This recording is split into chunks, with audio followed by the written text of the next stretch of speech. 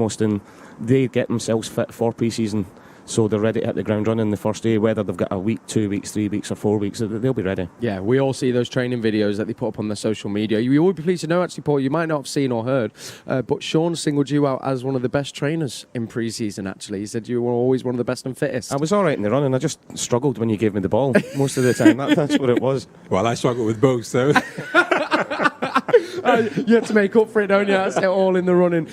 Well, let's take a look then. What team has Pep chosen to start this third game against Blackpool here at a beautifully lit CFA by some Manchester Sunshine? And by the way, if you do want to watch today's game, as it has been for our other pre-season friendlies, you can watch it on City Plus. Very, very simple. You just sign up to there, subscribe, and you'll be able to watch it in full with commentary from Alistair Mann, along with all the other brilliant content we get there. And listen, stay tuned, because I'm going to be bringing you a peek of a brand new trailer that has just come out today for a very, very special documentary film that has been in the works for a long time. You will not be disappointed. But before all of that, here's this week's starting 11.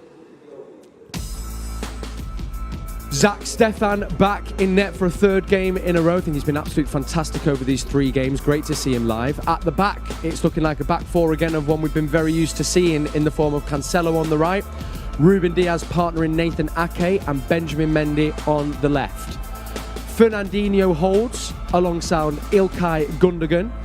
Then we're thinking maybe it'll be a line of 3 with Riyad Mahrez on the right, Samadozi on the left, Cole Palmer in the middle of them, and in front of them, another player who's been playing there the last couple of games, Ben Knight, of course, on the score sheet as well in our game against Barnsley. And on the bench, we have Mickey Van Sass.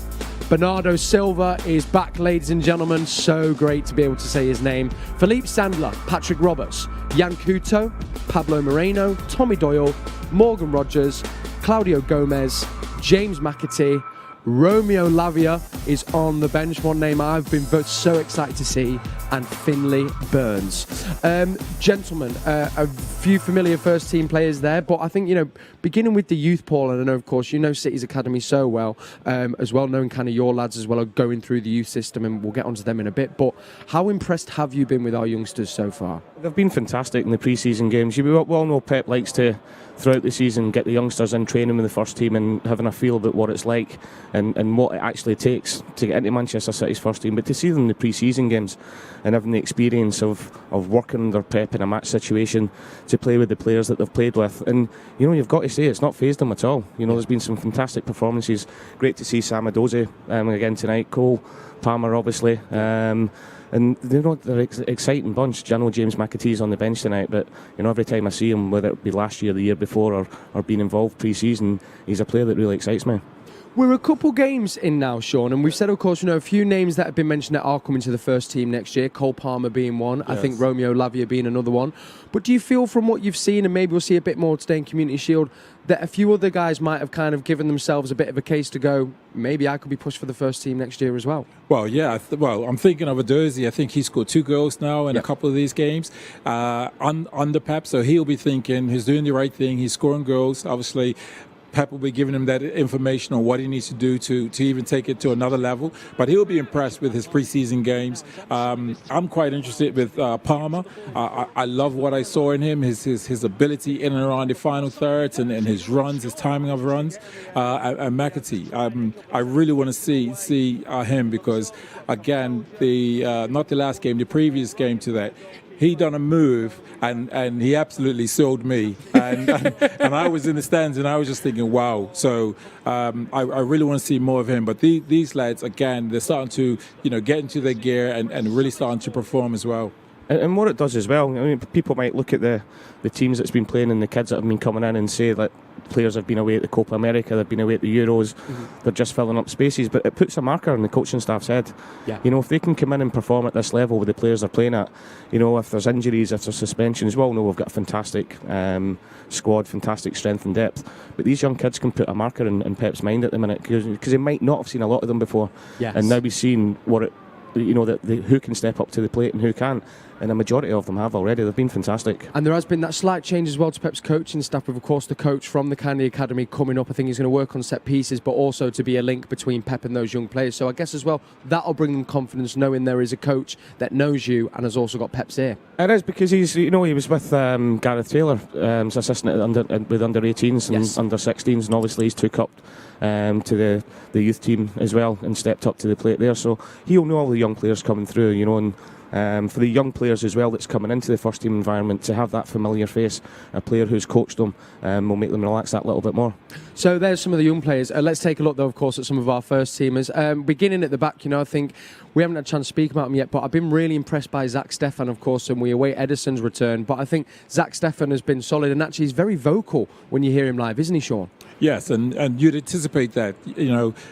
What I've seen of him is a lot more comfortable with the ball at his feet, demanding it in terms of when it's calling for it. He's looking. When he's received the ball, he steadied himself and went, okay, I know what my options are. And that shows me from last season when I saw him play the odd games, I thought, once or twice I thought he didn't look so comfortable. But I'm looking here and I'm thinking, he looks really comfortable on the ball. His confidence, they give it to me, I can start to play from the back as well. Yeah, fantastic. And then we look at the back four now, Paul. Of course, we've got the Community Shield looming on the weekend. Of course, Saturday against Leicester, of course, a team you know well as well. Again, we'll be focusing on that in just a bit. But this now, I think, is the third time that we've started with Ruben Diaz, Ake, Cancelo, and Mendy. So do you think possibly or probably that'll be the back four starting on the weekend? Yeah, I think the fact that they've started these pre-season games together, you always want a bit of continuity in the back four, especially going in. People say that the Community Shield's a so-called friendly, but we've seen with Pep that he wants to win trophies. So I would imagine that would be, obviously John Stones has still got to come back in, getting a well-earned rest, because he was magnificent in the summer in the Euros. Yes. But you would sort of, reading between the lines, you would think that would be the back four, and it's not a bad back four, is it? No, it really, really isn't. And then in front of them, we've had Fernandinho, who again has just been dishing out masterclasses since the season began. And then to see Ilkay Gundogan as well. I mean, Sean, we've all talked him up so much, but I guess great to see him now kind of getting back into the fold, playing alongside Fernandinho as we saw last season. Yeah, it's really good to see Gundogan back again. He'll be getting minutes. These guys would just get right into it. Again, his fitness levels will be at a certain level. It'll just be smooth for him coming into it. I wouldn't be surprised if he pops up with a goal as well. Gundogan is one of those that he could play a defensive role, and he could also just sort of sneak forward and make those ghostly runs in the final third. So I won't be surprised to see him, pop up with a goal. Fantasy football manager's dream. Final word, just looking to the bench. Bernardo Silva, of course, returned this week, and actually alongside some other big names as well, of course. Super Kevin De Bruyne, he was there at the pre-season game in the week. He's back in training. Laporta's also returned. These big team players are coming. We've spoke about the youth, but of course, great to have these boys back. Yeah, it is, and great to see Bernardo back as well. He's been fantastic since he came in. His energy, his enthusiasm. And he'll be desperate to get back out there. Like a lot of the City players, they've got a disappointment of not really being successful in the Euros. When that happens in a tournament in the summer, you can't wait to get back to your club football, and get that out your system. As you said, Bernardo, Laporte to come back. Kevin De Bruyne, it's not bad, is it? It really, really isn't. And when you guys are pre-season, of course it's been, that was cheeky from Cancelo, that's just on the screen there, but does it lift the energy?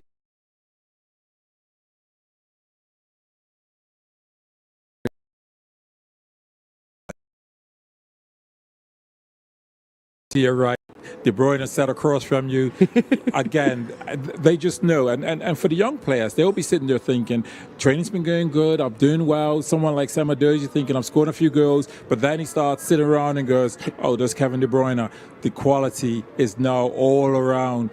So that'll give them a lift to look forward to the game as well. It gives everybody a boost. Yeah. Especially talking about Kevin De Bruyne. You know the impact he's got in the team, what impact he's got in the squad. And especially for these young kids to be able to train with them day in, day out, and then the senior pros do it as well. Look, you've seen Kevin in the Euros in the summer when he came on as sub at half time. The old Belgium team, which was a talented team, they lift their whole game because they know they've got one of the best players in the world there. And I guess as well, that's actually kind of one of the qualities that these players bring. It's not just what they bring on the pitch, it's what they bring off the pitch, which sometimes gets forgotten. Fernandinho, case in point. Yeah, and look, I tweeted out tongue-in-cheek, it's the signing of the summer for me, re-signing Fernandinho for a year. He was outstanding last season whenever he was called upon. People keep talking about his age. But the back end of the season, whenever he was playing, in the PSG game really stands out for me. He was the best player on the pitch. He looked one of the fittest on the pitch as well. So to have him here for another year, with the young kids coming through, with the players that are there, even your De Bruyne's and the top world-class players we're talking about, they've got so much respect for Fernandinho because of how he handles himself. Yeah. But Fernandinho, just talking about him, Fernandinho, his ability to play different roles. Sometimes we had him play in the back, we obviously had him play defensive midfielder, but to go and execute the quality of game takes a high level of skilled player, but the intelligence. I got a nosebleed if I had to go out wide and try to play like a wide player. I was like, I didn't know what I was doing. But Fernandinho has that ability to be able to, again, drop into the central defence and play as a 3, play that holding role. His intelligence as a player is just on another level. He's got that fantastic knack of sensing danger before anybody else. And Sean said his awareness and his game management. Yeah. And when you've got players like Sterling, Mahrez, Foden, De Bruyne, Jesus, all these wonderful attacking players that we've got that want to go forward. He's more than happy to just sit in there and cover for everybody else. If we're playing out for the back and John Stones or Laporte or Diaz wants to step into the midfield, he's more than happy just to go in there, whereas a lot of players would find that really difficult, but his game knowledge is absolutely superb. Yeah, it's those selfless acts that actually kind of really make the kind of solid foundations of a team. Well, that is the starting 11. We'll bring you that back if you just tune in, but let's take a little recap now, of course, of our last game out against Barnsley with a terrific 4-0 win. Of course, though, the first half was where the majority of the action happened. We're going to talk through each goal now. We'll begin with this first one, of course. It was some really lovely play from a man that you're looking forward to seeing again, Samadou, Sean. It was a great play out from the back end. Well, I'll let you talk it through. I mean, again, he made a few runs and he was like, listen, I'm on Pep's side, so give me the ball. Here he just pops up. He pops up as you want your wide player to be in the far post scoring goals. That was something we saw Raheem Sterling do and improve in his game over the years, popping up, scoring, 5 or 6 goals in the far post. And this young lad's doing it in the pre-season, so long may it continue. It is, but that's something they would have worked on. That's went from wide man to wide man. Yes. Mahrez out on the right hand side, and young Edozie there. You've got to give him credit. That so many players, senior players, would have held back. They would have been not even outside the box. But he's made that the drive, and he said the hunger to get in there and score the goal and drive in. And we've seen that a few seasons ago with Raheem Sterling, where he started scoring goals again. Yes. He always seemed to be outside the back post, too far away, and the ball was coming across. Now he's always in there getting more tap-ins than he's ever had, and that could have been Raheem Sterling tapping that goal in there. So you've got to give the young kid a lot of credit there. It is, and it's so funny because listening to you talk there, actually you think sometimes you look and go, well, yeah, obviously it's quite similar, but it's not, because like you say, actually the timing of the run and to be in that position when it is, that comes from coaching and training. It doesn't just happen by luck. It does. It's a crossing and finishing sessions that you do. If the one wide man's got it, you want your centre forward to get in the box. You don't want your midfielders, but you want your opposite wide man to break their neck to get into the back stick there. Yes. And it's a great trait to have and to learn. So for young Sam Edozie to be able to do that at such a young age in this environment shows you that he's got a great future. I mean, we've seen Pep over the years. I keep talking about Sterling, but that was something that Sterling worked on. And you know that this is what Pep has been telling the players. Listen, as a wide player, you need to be getting yourself inside that far post to be scoring these opportunities. This lad's taking that information. He's got himself a goal just from that sort of knowledge. So I'm hoping he's at the far post again tonight. No, it isn't. You talk about putting markers down. If that's something that they've worked on in training, and somebody who's young can come into this environment and actually go out there and do it, that's something Pep and the coaching staff will take notice of, because it's so easy to switch off in the situations. You think it's a little bit too easy sometimes. It's a pre-season game, but the fact, and I know they work on it. I know they work in it whenever I've watched them train. When one wide man gets the ball, they are screaming for the opposite wide man to get in there at the far stick. Yeah, and as you say, how many times have we seen it when City actually play as well? Second goal came from a man who I think has really made a name for himself over these few games, Ben Knight. Not necessarily a striker, but as we've seen, Pep can adapt most players. I mean, he works tirelessly throughout the game, Paul, and actually, for someone so small, actually, he was playing against a Polish international. Not only did he with great account, but really deserved the goal, I think. It does. Look, he's got great energy. I've seen a lot of them playing in the academy, and look, yet again, he's getting in the goals in the 6-yard box, and he's a really intelligent player as well. Maybe not an out-and-out centre forward, but he can play that role because he's got, for such a young age, he's got a really good football brain. And I know that's Ben Knight's moment, but that Mahrez pass just on the outside of your foot, you got to admire that. That's just some quality there. He says, go on, Cancelo, do what you do. And you can see the change of pace, which shows you that what Paul says, they work on it. Once he got that ball and is about to cross it, is a burst of pace. he knows he's just going to get himself in there and he's got to tap in. Yeah, maybe it's something to do with the blonde/white hair, because they're the ones that seem to be doing all the business, don't they, at the moment? Maybe I'll give it a go. That's how we'll improve the show a little bit. Let's go over to this third goal then, which I think is my favourite goal of the pre-season so far. Either of you can talk about this, but first of all, I think it was nice to see kind of Mendy of old, I think, with the traditional streaming run forward here, the link up with the Dosian. Tell me, how difficult of a finish is this that he executes, Sean, here? Well, it's left foot, so I can't really talk you through it. But again, he's not panicky, he's calm. This is Mahrez.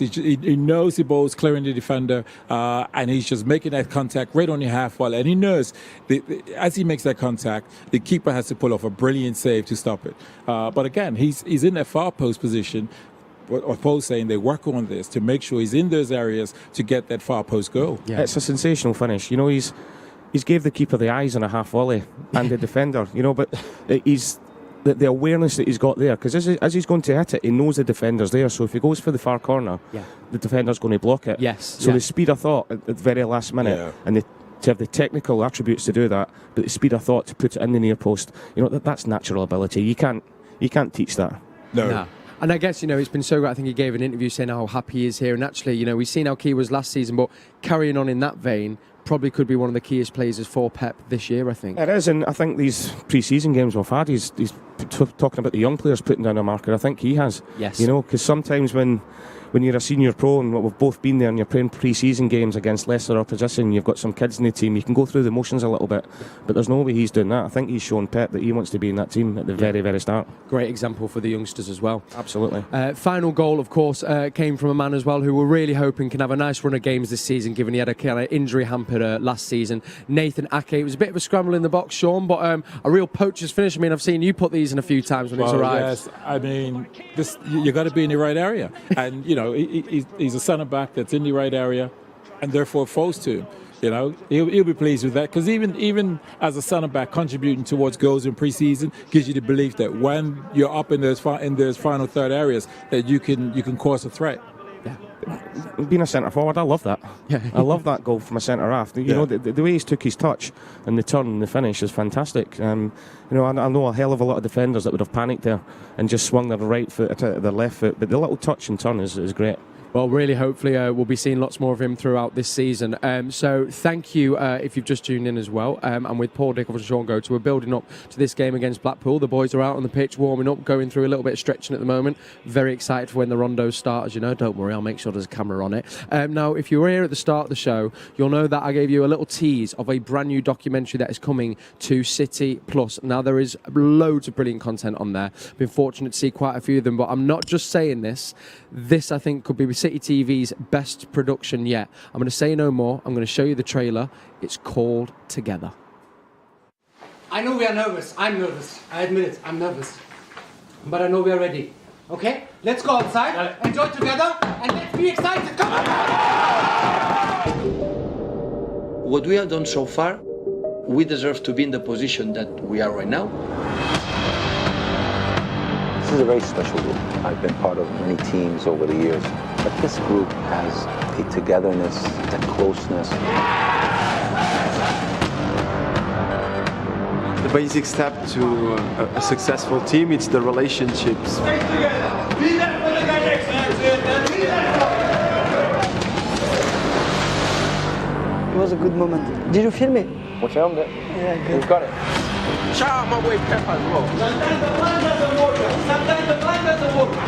How did we lose that game, bro? What you have to do? It means give up. Keep going, guys. Stick together. We fought a lot for this moment. Don't drop it now. Pep Guardiola has conjured up another trophy. Premier League is the best. The Premier League is the best. Different gravy. Such an important figure in the history of this club, and I think one of the greatest. Exactly what everyone wanted to see. Maybe you don't realize what we have done so far. Maybe you're gonna realize when you are sitting there with your kids, with your grandchild, because now you're in the dynamic, it's like you don't stop, What a goal! Look at that!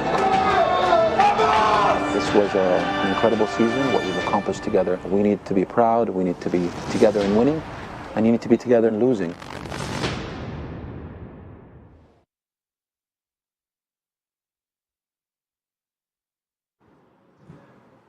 I mean, that's the fourth or third time I've watched that today, and it gets me every single time. If that doesn't get you excited, I don't know what does. So that is coming to City Plus very soon. If you want to watch it, you'll have to subscribe. And if you do that, you can also watch this game today in full commentary by Alistair Mann and all the other previous games as well, along with our women games and, of course, all the EDS games as well. We are, of course, playing Blackpool today, and where we know we're an opponent quite well, we're going to be looking back at one of my favourite goals we scored against them shortly. But a final word on the squad before we do focus on Blackpool. We've seen him then, we spoke about leaders. Ruben Diaz, Paul. We kind of had a little word with him, with Nader Manua, but this really feels like this could be a season now where he could maybe start pushing for captaincy once Fernandinho kind of possibly, brings his career to an end. And I think he's been earmarked from that from the very start, and we keep waxing lyrical about him, about how he came in, young 23-year-old coming from a different country. The performances, a lot of players, it takes them so long to get used to the Premier League. He's come in there and, I don't really like saying it 'cause it puts even more pressure on him, but he's filling that void, that leadership void that Vincent Kompany have. He's got a long way to go to emulate what Vincent done, but the signs there are fantastic already. You see him geeing players up, and what I love most about him, I'm sure you'll agree with it, Sean, is he loves defending. That sounds stupid to say, but defenders nowadays, when they look good in the ball, they want to get it, and sort of the art of defending secondary to them. He celebrates a tackle or a block shot as if he's just scored a goal. And that's what we've been missing. And at 23 years old, he's just going to go from strength to strength and strength. And we were fortunate enough, of course, to be watching the game. So, in an empty stadium, which you never want to see, the one plus is that you get to hear what goes on the pitch. And for players that have played the game at the highest level, can you explain just how big of a role it is to have somebody as vocal who is talking you through the game, Sean? Because it was very apparent the back end of the season before he arrived, bar Fernandinho, I felt it was quiet. And just how important is it for the players on the pitch in front of him to have that behind them? Well, it's huge. I mean, he came in and he sort of stamped his authority, or his style, I should say, coming in and squeeze. And you heard always vocal, come in, push up. Winning tackles, high-fiving. I'm watching games and we're making blocks and I'm high-fiving people I'm stood next to. And this is what he's brought. And you just know it's inevitable that he will be a captain at this club. Whether it happens this season or next season, it will happen because his whole attitude and when he's on the field and how he plays, he's just a leader. He's just a leader. We spoke about, of course, having a good, strong pre-season is really important, but as Brownie said kind of in our last show, sometimes you could have the worst pre-season, you have a strong start. Looking at, though, the season itself, which I think we all agree it begins on Saturday against Leicester, Pep's described it as a final. Paul, how important are these first few games for our Premier League campaign, and trying to regain and hold on to the title that we won last year? Pre-season is always a difficult one, and I'm not sure the lads have said in previous shows, you can win every single game pre-season, then go in and lose the first game of the season. You can lose every game and then go and win your first 4 or 5, but there's a different mentality about this team. Whether it's a pre-season game, whether it's a cup game, whether it's a league game, whether it's a practice match, they want to win every game that they play in. And going into Saturday, which Pep's always said, when we won the treble, what was the quadruple? Because the Community Shield was, so he treats going to Wembley and winning that as a major trophy. So going into Saturday, the lads will be absolutely buzzing for it and give them the boost and give them to really kick them on into the season, as we've seen before. They've used the Community Shield and they've been in it before to really kickstart the start of the season. Yeah, and I guess if we were to do that, and let's not forget, then we've got kind of 3 massive games really after Leicester. We begin with Tottenham, then over to Norwich, then to Arsenal. No kind of easy games there, Sean. So I guess getting that win and to get that momentum going, which we didn't have at the start of last season, could be really key if we get into the back end of the season later on in the year. The one thing I know Pep would have looked at and reflected on last season, he looked and think, okay, how can we make sure we don't have that sort of start?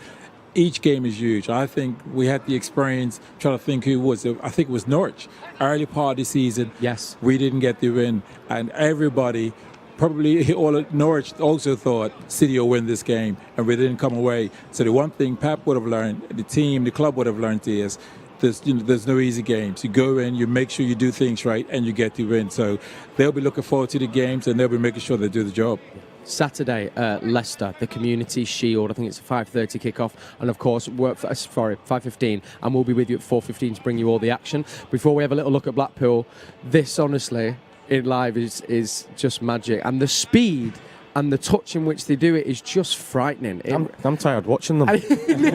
I've always thought when I mess around with my mates in the park and we do it, I think, I actually think we look half all right. And now I think, compared to that, it's no distance, no brainer, Sean. Yeah, I was saying, we'll start to see the ball zip about now because, again, these players are now getting 3 games under the belt, 4 games. The ball will be zipping. We'll see periods of the game where it'll just be a change of pace and it'll be zip, zip, zip, zip, one touch. And we'll be like, whoa, it's starting to come. Yeah. And I think that's because they've now got more minutes. And I think today's a game where they'll really be looking forward to it. And they'll start testing themselves a little bit more as well by zipping the ball in. They'll start getting the feeling their first touch is getting right, and they want to test their teammates, but they want to test themselves first and foremost. Yeah, great to see as well. Tommy Doyle down there as well, knocking around. Might see him in the second half. Again, the other one I'll earmark is Romeo Lavia. Fingers crossed he might get a little 20 minutes. Right, let's take a look at today's opponents, who are also out there training the other side. Blackpool is who we're taking on in this third pre-season game at the CFA, and their team looks like this. Stuart Moore starts in net, then a surname that all City fans will be familiar. Sky Sinclair, Trevor Sinclair's son, is on the pitch. We've also got Marvin Ekpitita, I hope I pronounced that right, Ollie Casey, Luke Garbutt, Kevin Stewart, Reece James, Josh Bowler, Oliver Sarkic, Sonny Carey and Shane Lavery. And on the bench, another name that Manchester City fans will be very familiar with and a pitch you'll know well, Daniel Grimshaw, our ex-City keeper, now kind of on the bench over there for them. Also on the bench, Callum Connolly, James Husband, Jerry Yates, Keshi Anderson, Grant Ward, CJ Hamilton, Cameron Antwi and Richard Keogh. Jerry Yates, a top scorer for them last season. Of course, Blackpool, fantastic season for them last year. They finished third. They won the playoff against Lincoln, so they are now back in the championship. And Paul, I also know there's quite a few names there that you recognise from the bench, because I know you gave a couple of them a debut. Yeah, I did. I think first and foremost, although they'll say it's a pre-season friendly, it's be a proud moment for the Sinclair family. We all know Trevor, as well as playing for the club, as a big blue. Sky's done fantastically well. He's went through the lower league route, and now to get in and get a contract at Blackpool, so he'll be buzzing for that today, because I know his boys are big Man City fans as well. And on the bench is 2 of my former players. I was going to say young James Husband, but he's not so young anymore. He's a left wing back who, unfortunately, to sell to Middlesbrough, looked as if he had a really good career coming upon him, but suffered injuries, so it's great to see him back. And a young centre forward I took on loan from Crystal Palace called Keshi Anderson, who, unfortunately, yet again, has been had injuries throughout his career, but he's a real threat going forward. For you, Paul, having someone kind of who's been coached and has seen him close up, and actually given it must make you incredibly, proud now, to see them, and when they do so well. Yeah, it is, and especially when they're really good kids as well. And they get really good attitudes and really, really want it, and humble, respectful kids, but they're just desperate to be professional footballers. To see them progress after you've had them at such a young age and go through and now playing in the Championship, which is wonderful for them, but they deserve it as well. Yeah, and Sean, we played a few kind of Championship opponents, and do you think that's been key, because obviously their season does start next week, so the fact that they're kind of more or less at match fitness, ready to go, I guess that's kind of the type of team that you want to be playing, isn't it, in your pre-seasons? Yeah, I think this is exactly what Pep wants, a team that's probably fitter, that's going to chase and press a little more to test our players in our ability to keep the ball. And as we've seen, no matter who it is, we have the capability of keeping the ball, moving it, shifting it. And again, that's going to be key tonight. Anticipate us, obviously, controlling the ball, creating the chances. I've looked in the corner of my eye and I'm sort of watched the back four, and they've done things like headed balls, and I'm thinking, City ain't putting the ball up there. You want to do run-ders and get players chasing, that may help you a bit better. Hey, keep it down, Sean. You know what I mean? Don't be giving them any tips. Paul, just picking back, because we mentioned Sky Sinclair there, and we know his dad Trevor. We've also, we're kind of now seeing a lot of father and sons in football, and Paul, you won't say this, but I will. I know that your son Max Dickoff is doing incredibly well and is working incredibly hard.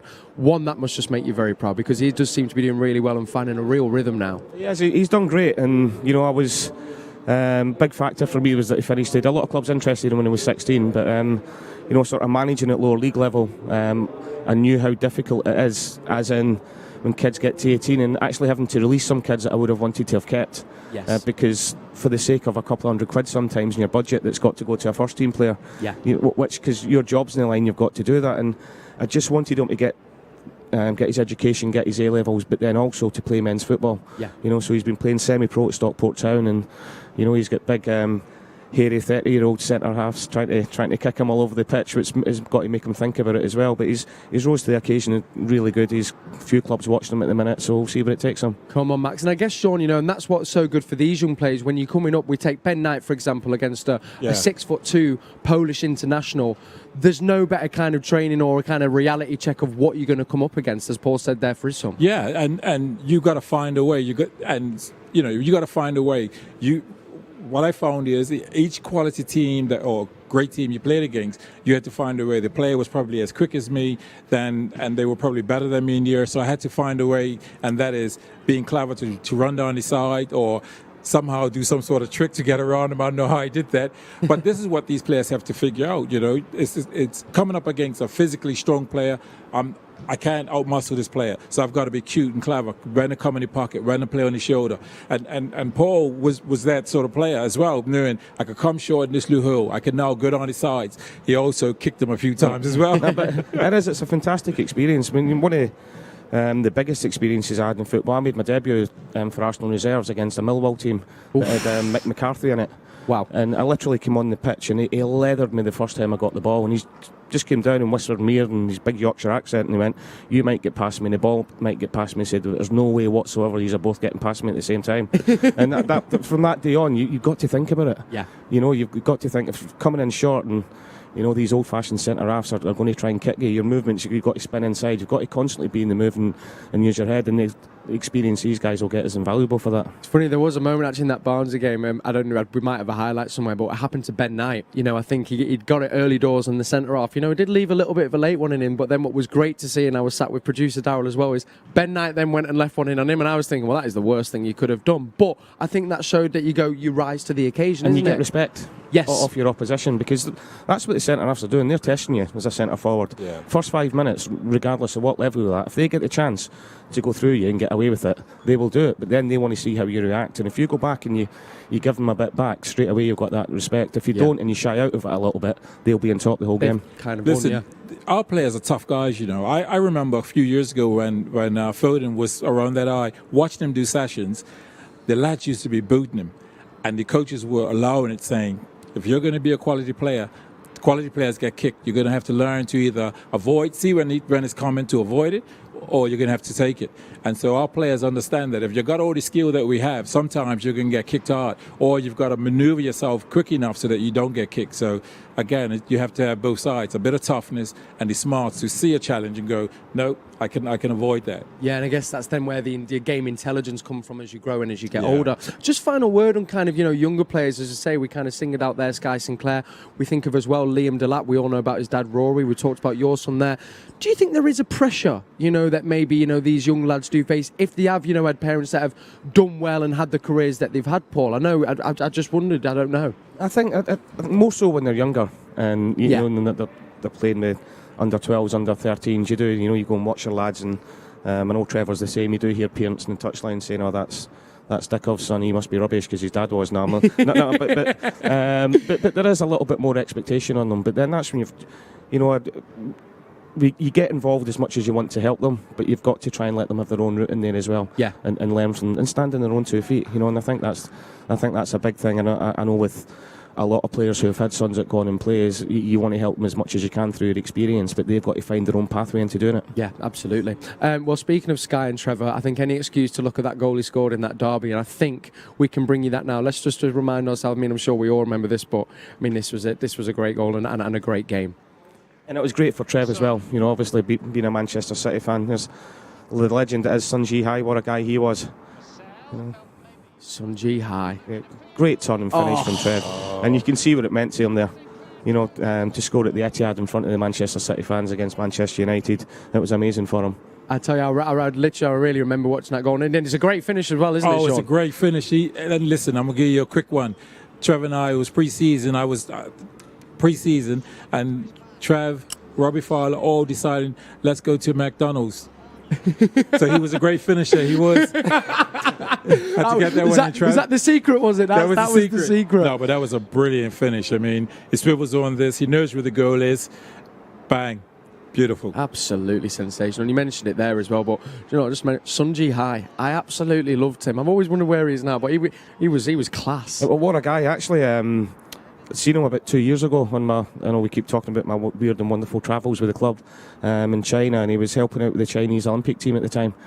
He had been managing the Chinese Super League, and he'd been asked by the government to go in and help the youngsters for the Olympic team, for the Olympics that are happening now. Oh, fantastic. Right, okay, mystery blue time. Now, you remember we did this for the Barnes game. We didn't actually reveal who it was because we couldn't get it. We're going to roll it into this week. So, gents, cast your eyes over this. Remember, all you need to do at home is tweet your guess using hashtag #ManCity. Now, I recognise the celebration, but I can't work out who it is.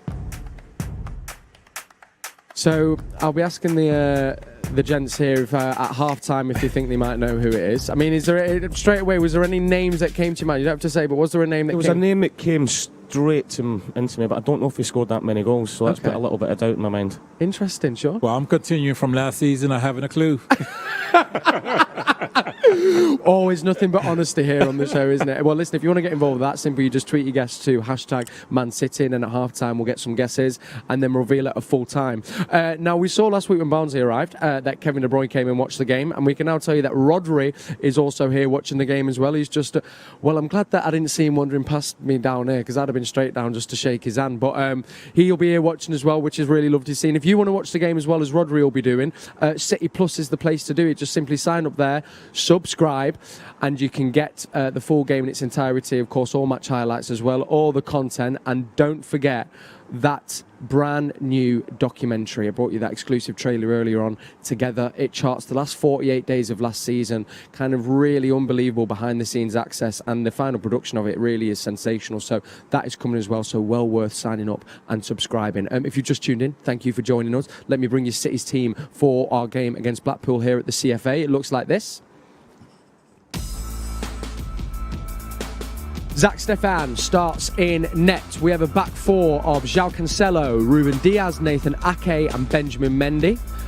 Fernandinho holds with Mr. Whippy, Ilkay Gundogan. We're thinking then a forward three of Riyad Mahrez on the right, Cole Palmer in the middle, on the left Samadozi, 2 goals in the last 2 games for him, and Ben Knight in the forward role. On the bench, Mickey Van Sass, our under-18s keeper from last year, Bernardo Silva, Philippe Sandler, Patrick Roberts, Jan Couto, Pablo Moreno, Tommy Doyle, Morgan Rogers, Claudio Gomez, James McAtee, Romeo Lavia and Finlay Burns.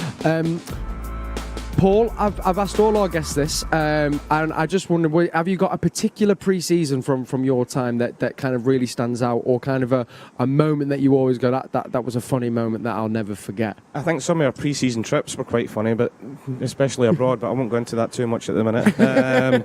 I think probably the biggest buzz for me personally, our pre-season, was when we got back to the Premier League with Manchester City, after we beat Blackburn, went back into the Premier League, and then obviously George Weah had signed coming in as well, who had been World Player of the Year. But the fact that, the club had been relegated and been down so low, that we managed to get back-to-back promotions and get back into the Premier League, that's 100% the most excited I've been about going into a new season. I mean, what was that like, at that time, George Weah, like you say, World Player of the Year. It was amazing. I'll have it been known, I used to beat George Weah in running, so I'll just leave that there. And you weren't the best runner. That's right. No, I didn't. But what a guy he was as well. World Player of the Year. Yeah. Most humble guy you'll ever meet in your life.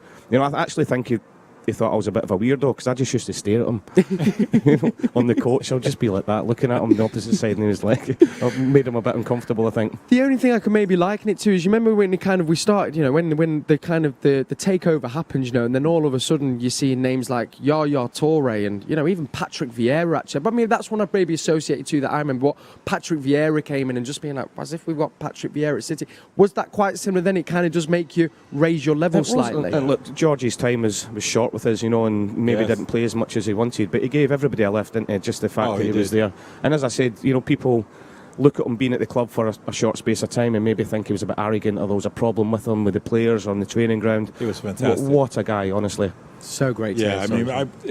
He used to do, because I was actually had a college injury at that time, so I was out about 3-4 weeks, and I used to just go and watch him do finishing. So it was him, Paul, Sean Wright, and I used to be just hanging around, just like watching him and just thinking, this guy is just world class. But his attitude in terms of sharing and giving you knowledge and conversation I was just like, wow, he's so down to earth. And now a president. So there, I mean, maybe president of Bermuda for you, Sean, possibly. Well, yep, I'm working on that. Start the petition now, shall I'll we? take over from Nicola Sturgeon as well. Then that one sorted out. You can be assistant president, I think, and I'll just be like an office clerk or something, just so I can be there. Listen, Blackpool is the opponent now. I actually asked the guys to clip this up, right? Because obviously, well, remember when he was here, I have to spend. We spent time talking about one player every game. We're going to get it at half time, but I just wanted to cast our mind back to a little debut from David Silva against Blackpool, and we all remember that goal, and that felt as well like an almost change in kind of an acceptance that these small players that we're so used to seeing now can actually cut it in the Premier League. He's just phenomenal every time he played, but I think that was a turning point in everybody's thoughts as well, because when David came over, people were wondering, can somebody that technical and that small cut it in the Premier League? And very, very quickly he showed everybody that he could. Yeah, we do miss him. We really, really do. I mean, he was epic, wasn't he, Sean? Yeah, I mean, he picked balls up in little pockets, jing to his right, jing to his left, and just his cleverness, his intelligence, his touch, balls used to get zipped into him and it's just dead right where he wants it. And I'm sitting there thinking, how has he done that? Because that ball was coming off of me 10 yards. He just made it look so easy. He did. We miss you, David. All right, listen, you've still got time to subscribe because that means you can watch the game in its full. And I'm also going to leave you with the trailer for that together one more time because it's that good, we can watch it again. And then come back at half-time. Myself, Paul and Sean will be getting into the action. And we'll be back at full-time, of course, looking at some of the key moments and picking out some tactical things that the gents have found as well. So grab yourself a brew and, as always, come on City. I know we are nervous. I'm nervous. I admit it. I'm nervous. But I know we are ready. Okay? Let's go outside, enjoy together, and let's be excited. Come on! What we have done so far, we deserve to be in the position that we are right now. This is a very special group. I've been part of many teams over the years, but this group has a togetherness, a closeness. The basic step to a successful team, it's the relationships. It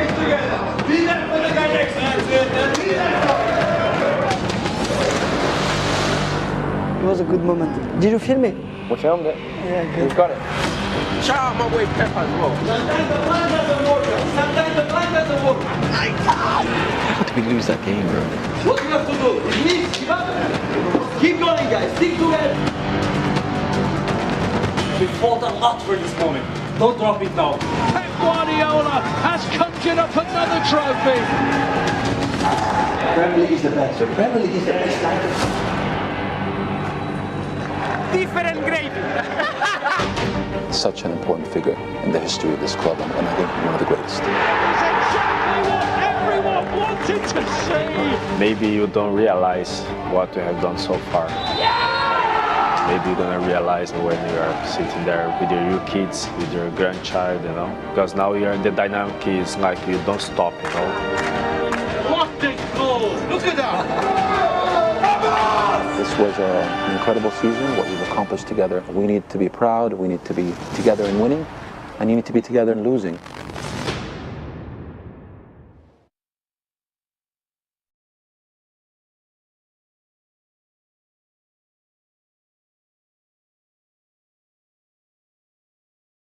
Friendly against championship opponents. This time it's Blackpool, with the Blues having already beaten both Preston North End and Barnsley in the last 7 days. First team players have been gradually returning following their